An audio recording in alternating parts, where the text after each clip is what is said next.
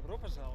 Сюзанна Джагинян, армянка, уроженка Томска, прилетела в Чеченскую республику для участия и за победой в республиканском фестивале «Дека Сан-Аз». Посетить чеченскую землю и спеть Сюзанна планировала давно. Сегодня она уже в финале, ну а впереди долгие часы подготовки в ожидании того самого момента, а именно выхода на сцену в решающий момент.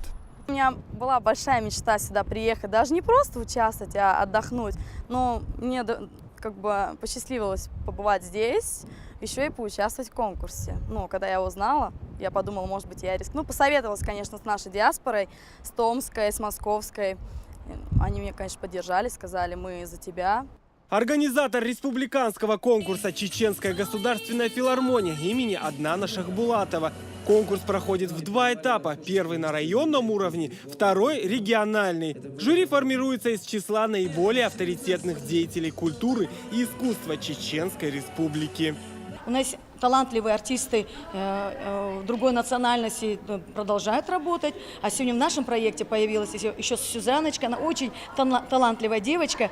Мало того, эта девочка, у нее есть какой-то чеченский патриотизм. Она, помимо тех восточных песен, которые она исполняет на других языках, она очень хочет и мечтает спеть на чеченском. И мы ей дадим такой шанс обязательно. Участники на проекте живут одной семьей. Конкуренты мы лишь на площадке, говорят молодые таланты. Главное – поддержка, которую ребята обеспечивают друг другу на все 100.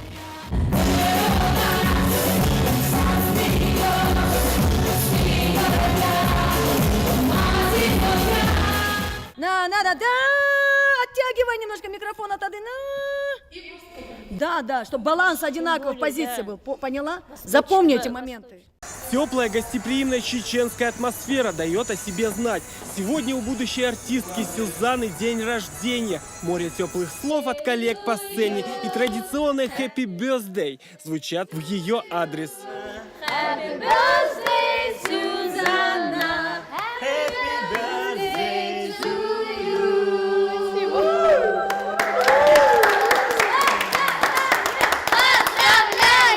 Первый показательный концерт пройдет 28 мая в Государственном концертном зале. А в финале победители получат ценные подарки, а также возможность стать артистом Госфилармонии. Ну а пока ребятам остается пожелать творческого успеха и достижения поставленной цели.